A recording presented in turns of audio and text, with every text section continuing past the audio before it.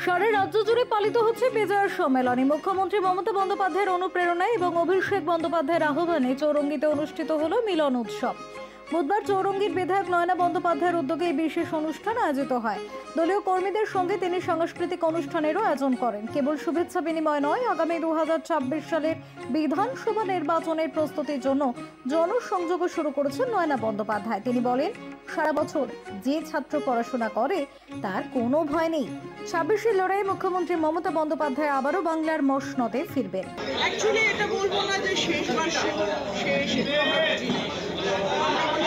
কর্ম করে যায়, দলের থেকে বলে দেয় এবং যেভাবে তারা আমাদের ইন্ডিকেট করে দেয় সেভাবে আমাদের চলবে। শেষ কেন 26-এর নির্বাচনের প্রাক্কালে শুরু হলো, আজকে শুরু হলো এবং দেখবেন যে আগামী দিন আমি বললাম যে মানুষ মন তৈরি করে রেখেছে। এত গালাগালি, এত খারাপ চামার, একজন মানুষ সে অনার্গল খেটে যাচ্ছে, কাজ করে যাচ্ছে না। এরা কি 5 বছর গালাগালি ছাড়া কিছু আমি গালাগালি দিয়ে তো আর ভোট পেতে পারবো না। মানুষের ভাল লাগবে, ওই যে বিরিয়ানির মতো চটকা ভাল লাগবে, কিন্তু রোজ মানুষ বিরিয়ানি খেলে যেন পেট খারাপ হবে।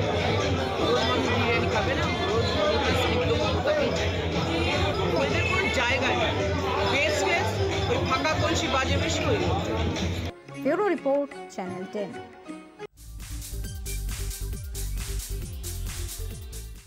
বিদেশ যাত্রার স্বপ্ন দেখেন বহু ভারতীয়, কিন্তু মোটা খরচের কারণে দেশের বাইরে পা রাখতে পারেন না একটা বড় অংশের মানুষ।